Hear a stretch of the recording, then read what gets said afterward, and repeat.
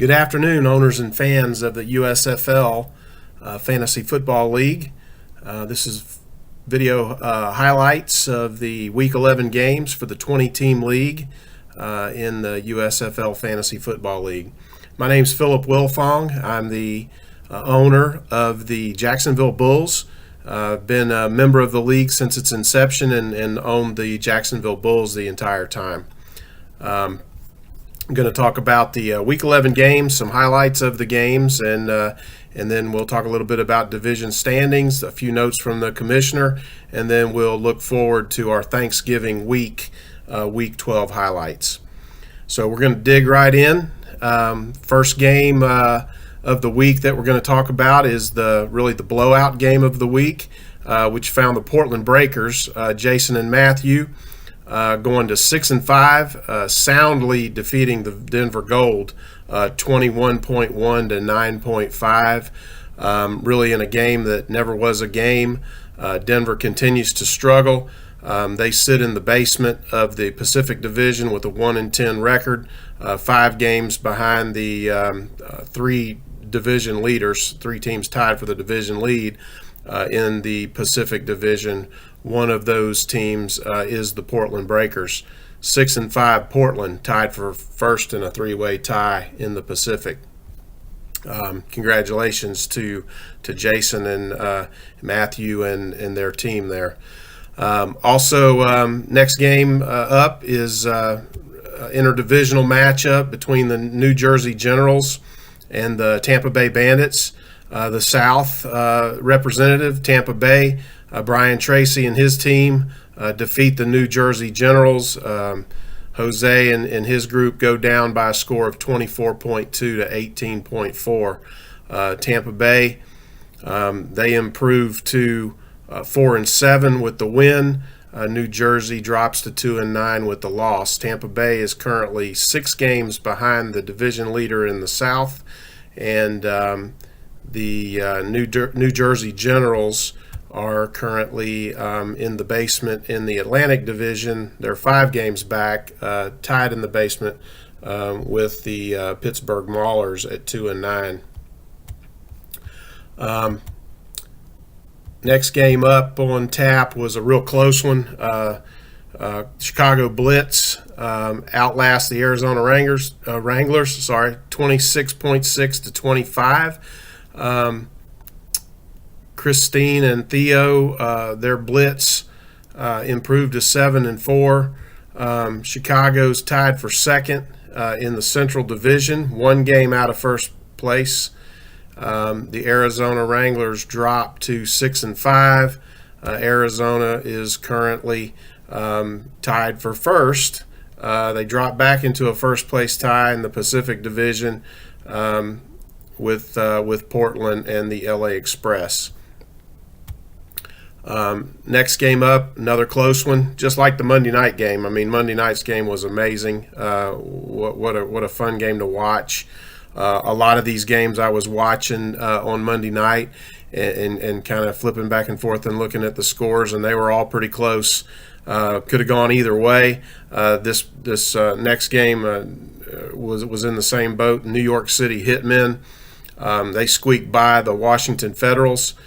Terry Harness and his team improved to 7-4. In Washington, Jordan and Tina dropped to 7-4, and that is into a first place tie in the Atlantic Division. That was a big division game. New York City Hitmen prevail 26.1 to 25.5. In another game, the Pittsburgh Maulers against the Philadelphia Stars, the Battle of Pennsylvania again. Pittsburgh just couldn't do it this week. Philadelphia, John Puhala or Puhala, sorry if I'm mispronouncing your name, sir. John and his team improved to 6-5. Philadelphia, the winner there, 28.7 to 18.1. Philly moves into second place, 1 game back of New York and Washington, and Pittsburgh settles into that tied for the cellar with the New Jersey Generals at 2-9, 5 games back. Next game was a battle of the South, or battle in the South. Featured the Memphis Showboats, who improved to 9-2. They defeated the Orlando Renegades. James Hayes and his team. Memphis continues to have a strong year. They win 23.8 to 20.4. Randy Minor and the Orlando Renegades fall to 2-9 and sit in the basement in the Southern Division. Memphis keeps pace with the division leader, just one game out of first place. Next game, Michigan Panthers, 34.2 points from Mark Niemi's squad. They defeat the Houston Gamblers. Paul Thompson in his group. Michigan 34.2, Houston Gamblers 19.5, and really high scoring affair. Also, a lot of points scored in this matchup on the Monday night game. Michigan's team is in first place now with in the Central Division, 8-3, and leading the Central. And the Houston Gamblers also in the Central. They are 2 games back at 6-5. 2 games back, two weeks left. Anything can happen. Still fighting for their playoff lives there, and they still have a shot. So keep lining them up. The next game is the Oakland Invaders and the LA Express. A little bit of an upset here. Oakland helped themselves out with a 23.5 to 19.6 victory over the LA Express. LA drops. They're in a first place tie in the Pacific Division with a 6-5 record, tied with Arizona and Portland. And the Oakland team, they come within 1 game now of that first place tie with a 5-6 record. 1 game out of first with 2 weeks and 2 games remaining. Next game was really broke my heart to see this. The San Antonio Gunslingers, Jake Matthews and his team defeats his arch rival, the Oklahoma Outlaws, and Kyle Smith. San Antonio put it on them this week, 34.5, highest scoring game of the week. And Kyle put some points up on the board too. Kyle and Keith in the Outlaws, 28.9. So 34.5 to 28.9. San Antonio improves their record to 5-6. They remain in the basement in the Central Division with that 5-6 record. Only 3 games out of first place. Oklahoma drops to 7-4. They do not keep pace with the Michigan Panthers, and they are 1 game behind Michigan with 2 weeks left to play. Last game that we have from last week to cover was my Jacksonville Bulls squeaked out a victory. We've had a lot of close games this year. Played a lot of teams tight. Henry and the Birmingham Stallions gave us a good fight. Came down to Monday night, and I really was, to be honest, sweating bullets as I went back and forth looking. It was a nail biter. And but the Jacksonville Bulls prevail, 22.5 to 21.8. Henry's team drops to 4-7. The Stallions, Birmingham Stallions, are 6 games off the pace in the South, which is led by the Jacksonville Bulls at a 10-1 mark, best record in the league, and leading the Southern Division 1 game ahead of the Memphis Showboats. Speaking of Memphis Showboats, division standings right now. Memphis is 9-2. Jacksonville's 10-1. Big division game this week between Memphis and Jacksonville. Memphis has an opportunity to tie the Jacksonville Bulls and put a loss on them this coming week, but I doubt it.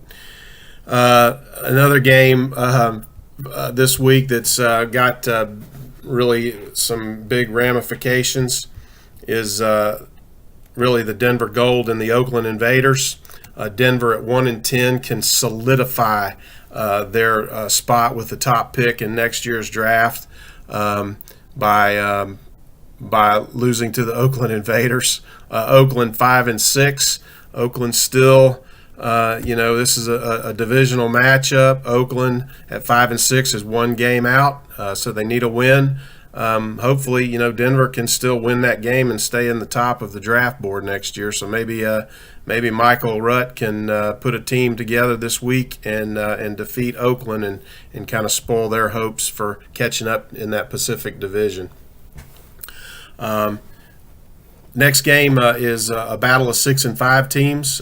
Two teams tied for the division lead in the Pacific Division, and that three-way tie out there. Portland, Jason Wise and his group face off against Arizona in a matchup of two division leaders at 6 and 5. Next game is the San Antonio Gunslingers and the Michigan Panthers. This is the top versus the bottom in the Central Division. San Antonio can make up a ground on the leader and help Oklahoma and Chicago out with a victory. San Antonio coming off a big win. Jake and his team will have to put a good package together for this week's game against the always tough Michigan Panthers, who sit at 8-3 on top of the Central. The next game, New York City Hitmen, top of the division against the Pittsburgh Maulers, who are tied in the basement. Should be an easy victory for the New York City Hitmen, but as y'all know, anything can happen. And let's Craig can put a good lineup out there, and with a little luck, he can improve his record and get out of the basement. New York City Hitmen, though, are a solid favorite in that one. Next game is the Philadelphia Stars and the Houston Gamblers.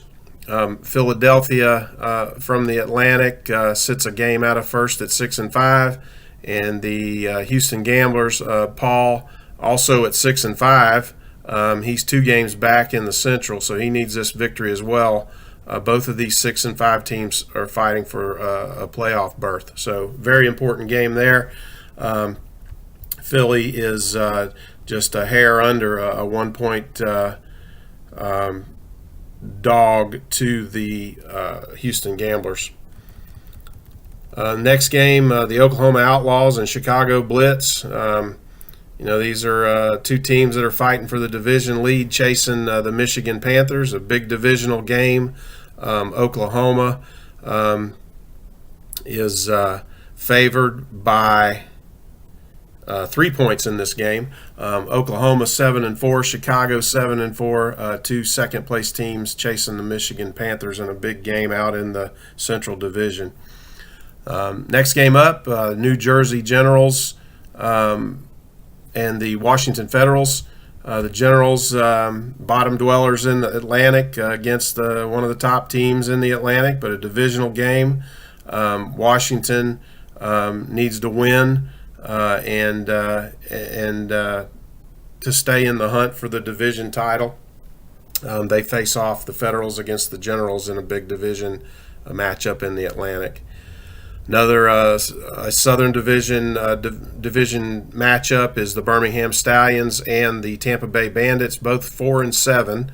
Both of those teams chasing Memphis and Jacksonville, and should be a good ball game. Right now, it's less than a 1-point spread at a 0.8, and looks like Birmingham is favored in that one by 0.8. Last game of Thanksgiving week, the LA Express and the Orlando Renegades, an interdivisional game. LA Express need a win here. They are tied for first, that 3-way tie in the Pacific, and the Orlando Renegades holding down the cellar dweller position in the South. Really need a victory here. Let me check. Ray sent me a note to make sure I cover everything that the commissioner asked me to cover and mention a few other things here. we have a very good league. We have a lot of participation, a lot of fun, some smack talk every now and then. That's always great. One thing that we really need to improve on as a group is the voting in the polls. I mean, how hard is it to vote? You log in to set your lineup. You can vote from your computer. You can vote from your smartphone. You can vote from your iPad. You can vote in the poll from any method that you have of accessing the league, and we simply just don't take the time to do it. And it's important that you get your say. It's your vote is important, and it counts, and it can make a difference. And if you don't vote, you can't bitch. And I know how much everybody likes to bitch, apparently. And if you're not voting, don't bitch. So get on the league page and cast your vote every time you get on there every week. Just check it and see if there's a new poll, and if there is, I mean, my goodness, Ray reminds you 100 times to vote. He's begging you to get on there and vote. If you want to be a part of the league, vote and get your say in. And I don't know how much I could beat a dead horse there. We've talked about this and heard about it for weeks, and it's just something that seems so simple to me. So if you haven't voted in the latest poll, please do so the next time you log on, and let's make sure everybody has their say. I'm checking the poll right now. It's on the QB roster setting. Right now we have a grand total of 15 votes, 7 votes for the QB position, 8 votes to keep it the same. So it could go either way. You guys need to, if you haven't voted, get on the poll and vote now, and let's make sure that everybody gets their say, and we can move forward with however the majority decides on this issue. Let's see. Commissioner notes, three-way tie in the Pacific Division, which we already talked about. A lot of divisional games. According to Ray, New York City has the easiest final 2 games. Will that matter? He's got Bulls and Showboats as the game of the week. Certainly that's the game of the week for the Showboats. Probably the game of the year for the Showboats, but I can foresee a butt whooping there for those poor little Memphis Showboats. Don't mess with the Bulls. You mess with the Bulls, you get the horn. Just remember that. And then Outlaws and Panthers, Blitz got them for their last 2 games of the season. So a lot can happen. Keep playing. Keep picking up players off of the waiver wire. Pick them up and make sure you put your players in that have the best chance of scoring for you and get a victory. One last thing, the videos that have been done, this is not the most comfortable thing in the world to do. It takes a little bit of guts, and you got to step out of your comfort zone. I'm certainly not used to being in front of the camera. I'm used to talking in front of people, so I'm just kind of imagining everybody out there in front of me as I talk about these things. But it is not a bad thing to do, and Ray appreciates it when people step up and volunteer, and I encourage you to do it. Volunteer to do it, and make a video, post it out there. So I need somebody to take my place, as I probably get fired from doing this anymore by Ray. But anyway, everybody have a great Thanksgiving. Enjoy your holidays. Love your family. Give everybody a hug and a kiss. You never know what happens out there. Life is short. So hug them up, love them up. Have a great Thanksgiving. Don't eat too much, and we'll see you in the playoffs.